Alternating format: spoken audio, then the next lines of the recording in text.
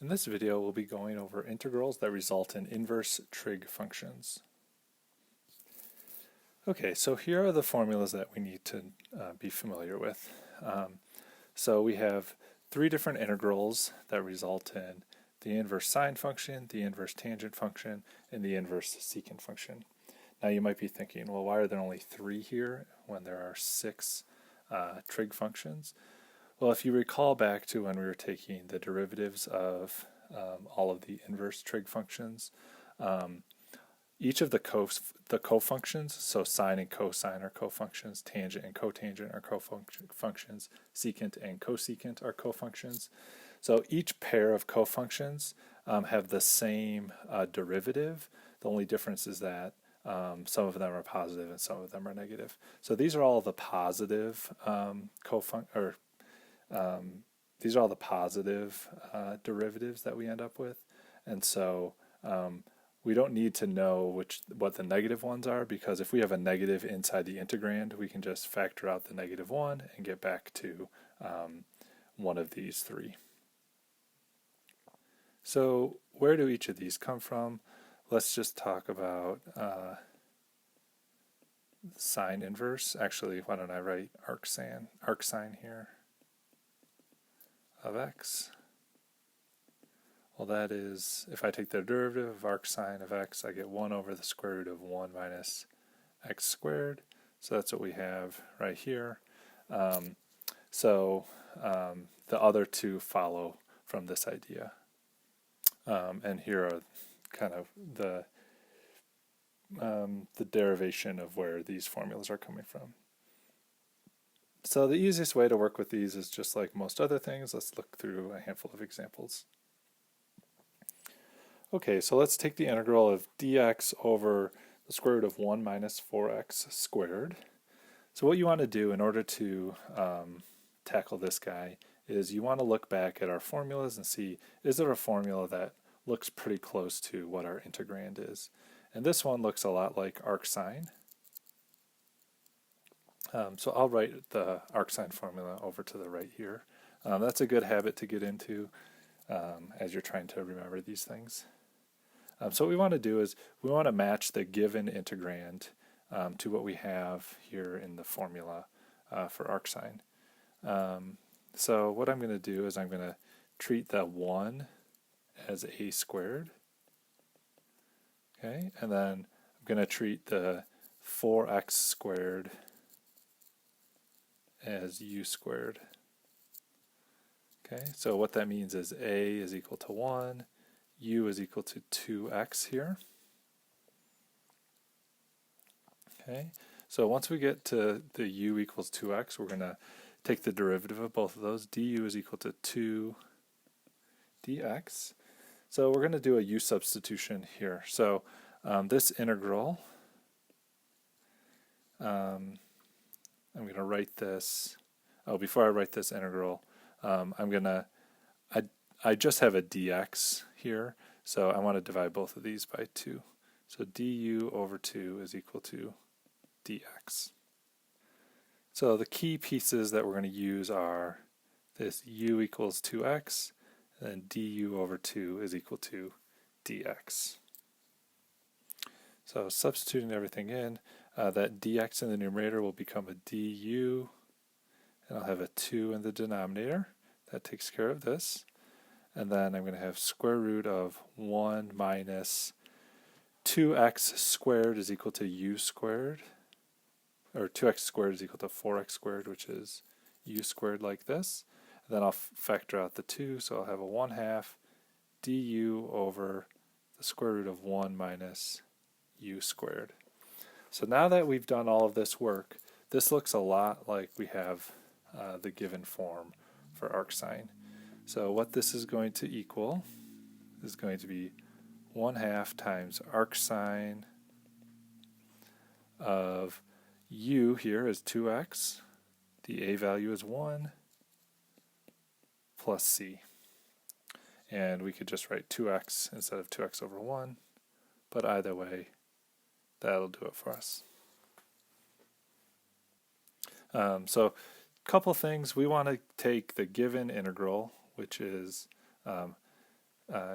getting integrated in terms of x, and we want to rewrite that in terms of u, and I guess I wrote this incorrectly. This should be a u here. So we want to ultimately get a u substitution to convert everything into u, and then we want to write it, we want to get it so that we're in this form here for this particular one, which is arcsine. So we do a u substitution, then we do some manipulation so that we get something in that form, and then once we're in that form we can just apply this formula. Alright, the next one we have the integral of 12 over 1 plus 9x squared dx. The first thing I'll do is factor out the 12. I have 1 over 1 plus, one thing to notice is that that 9x squared, we could rewrite that as 3x getting squared dx. Now this looks a lot like the formula for tangent, or sorry, I should say arctan. So 1 over a arctan u over a plus c. Okay, so if we do it this way, we're going to say that the a value here is equal to 1. This should be a squared. So a is equal to 1 because a squared is equal to 1 from right here. And then we'll say that u squared is equal to 9x squared. So u is equal to 3x. Okay, so once we have u equal to 3x, we're going to do the derivative of both sides. We get x dx. Sorry, we should get 3 dx. Okay, so looking at our substitution, I can replace this 3x with u, and then I have dx,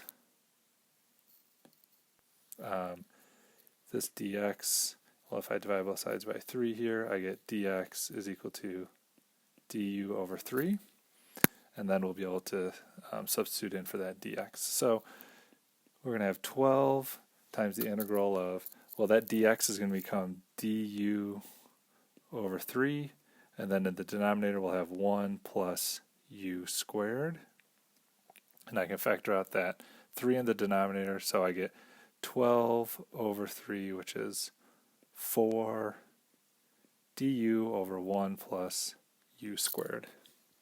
Okay, so now that we have this form that we want, we can just apply the formula. So this will be 4 times 1 over a, well, a is 1, arctan of u over a, u is 3x, a is 1, so I don't have to write it over 1, plus c.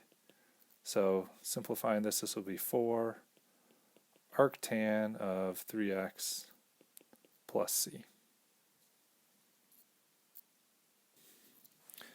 Okay, this one looks a lot like the previous one. Let me use a different color. Where we're in this form, 1 over a squared plus u squared du. So this constant here is a perfect square, and then this is something getting squared. So we're going to say a squared is equal to 4, so the a value is 2. U squared is x minus 3 getting squared, so u is x minus 3. Du here is going to be 1 dx. Okay, so we can substitute everything in. This will be du in the numerator divided by 4 plus u squared. Okay, so once we're in this form, we just apply the formula. So this is going to be 1 over a, which is 2, arctan of u over a, so u is x minus 3, a is 2, plus c.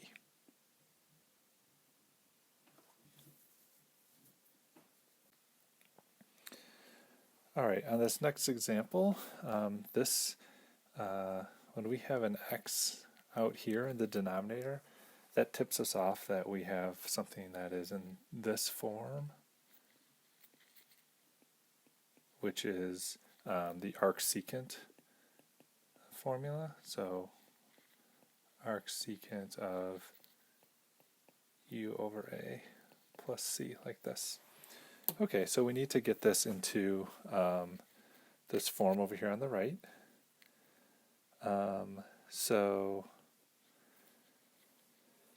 We're going to say that this 4 corresponds to a squared, so a is going to be 2 here. And then we're going to say u is equal to x squared, so du is equal to 2x dx.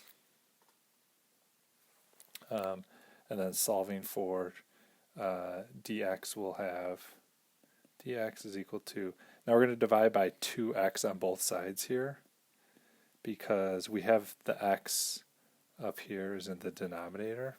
So when we solve for dx, we want the x in the denominator. Now it's not till we make this substitution that we're going to see that we have an integrand that is in this format.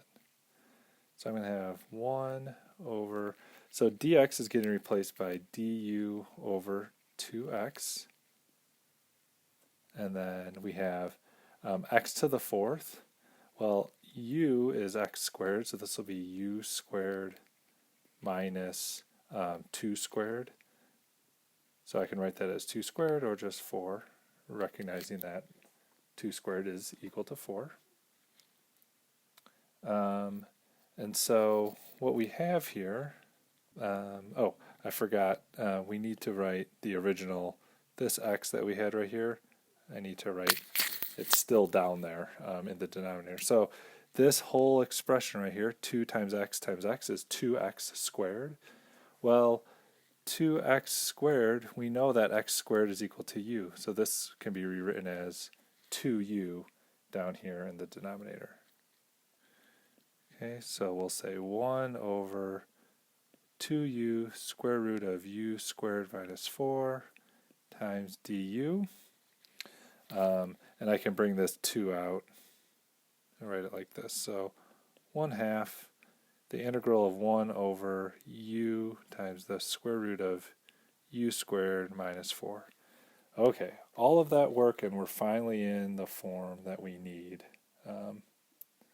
up here for the arc secant.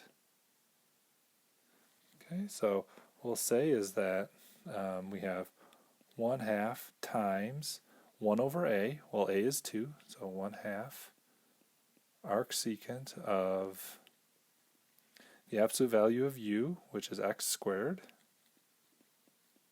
We need to keep that absolute value symbol, even though something getting squared will become positive. Divided by 2, because 2 is our a value, plus c. So putting this all together, we're going to say 1/4 arc secant of x squared over 2 plus c. So again, pretty complicated, these handful of steps in here to get to the point where we have the integral or the integrand in the format that we need. So there's quite a bit of manipulation in order to get down to this step right here. And once we're in the correct format, using the formula, that's the really easy part. So there's quite a bit of manipulation that we need to do.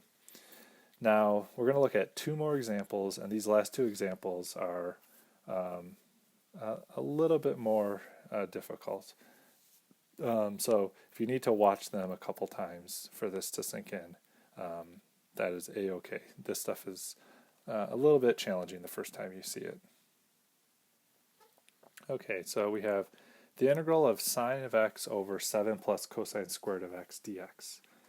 Now at first blush, we might think, well, let's let u be equal to 7 plus cosine squared of x, and then when we take the derivative of that of both sides, cosine squared x, that's like 2 cosine of x times the derivative of cosine is negative sine of x. So at first blush we might think, well, if we do a regular u substitution setting u to the denominator, That'll take care of the numerator. The problem is we have this squared here, and so that throws things off. So we can't just do a regular old u substitution here. And because this video is dealing all with inverse trig functions, that's our clue. But why is that? Well, that's going to work here because we have two terms in the denominator, and we can write each of these terms as something getting squared. So that is indicating to us that we're going to use the arctangent formula. So once again, what is that arctangent formula? That is the integral of du over a squared plus u squared. So we need to get something into this form, and that is 1 over a arctan of u over a plus c. So we need to get into this form. So we're going to say that 7 is equal to a squared, so the square root of 7 is equal to a. Okay, and then we're going to say that we can say that u is going to be equal to cosine squared of x here. Sorry, u squared is equal to cosine squared of x. So that means u is cosine of x. Taking the derivative of both sides, we get du is equal to negative sine of x dx. So that's good. When I divide both sides by a negative, I get negative du is equal to sine of x dx. So this takes care of everything in the numerator here. All right, so I'm rewriting this integral with these substitutions. We're going to have negative du in the numerator divided by, well, just to be explicit, I'm going to write square root of 7 squared plus u squared. Okay, and then the last thing in order to make our integral look like we're in this form is I'll factor out that negative. I get du divided by square root of 7 squared plus u squared. And now that we're in that form, we can just apply this formula. So we're going to say negative 1 times 1 over a, which is square root of 7, arctangent of u, which is cosine of x, divided by a, which is square root of 7, plus c. And I have that negative 1 hanging out in front, so we're just going to rewrite this as negative 1 over root 7 in front. Alright, for our last one, we have the integral from 1 to 4 of 1 over x times the square root of 16x squared minus 5. So again, we see that we have this x down here in the denominator.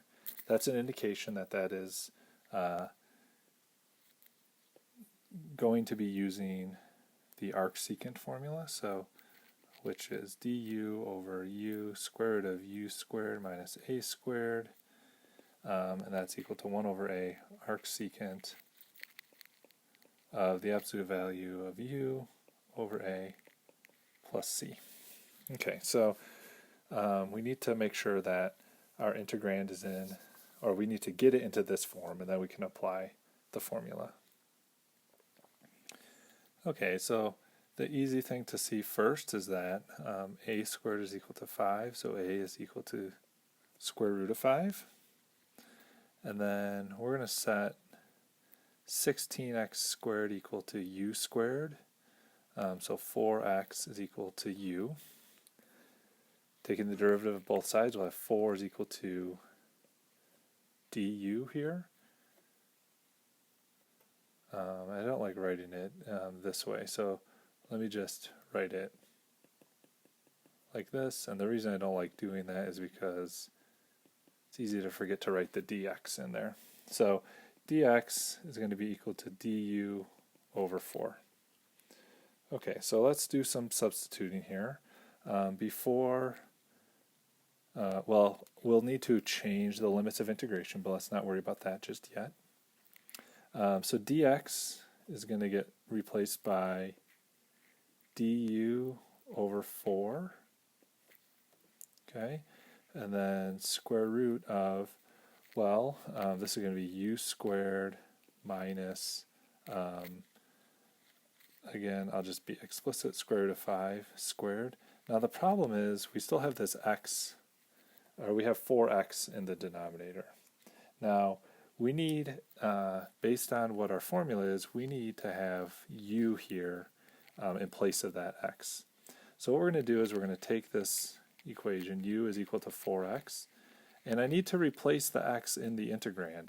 So if I rewrite this, dividing both sides by 4, u over 4 is equal to x, I can replace this x here. So what we end up with is the integral of du over 4 times x is going to be equal to u over 4 times the integral of u squared minus square root of 5 squared.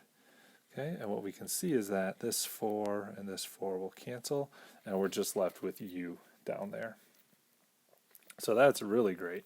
By doing this manipulation here, we can eliminate that x. All right, the other thing we need to take care of is the limits of integration. So our original limits of integration were x is equal to 1, x is equal to 4, but now that we are in terms of u, we need to change those limits. So I can use actually this equation here.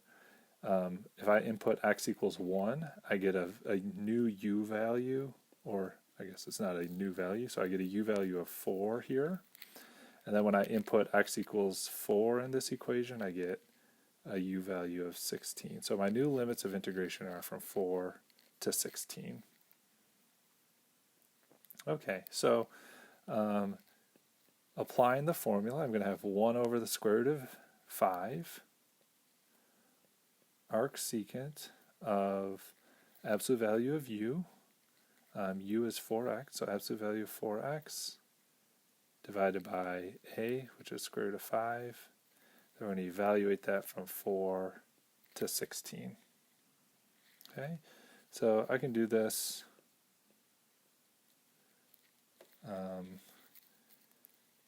by factoring out the 1 over root 5, so this would be arc secant of, so 4x times 16 is 64, and the absolute value of 64 is just positive 64, minus the arc, keep rewriting that wrong, arc secant of 4 times 4 is 16, absolute value of 16 is just positive 16, root 5 in the denominator, and that'll do it.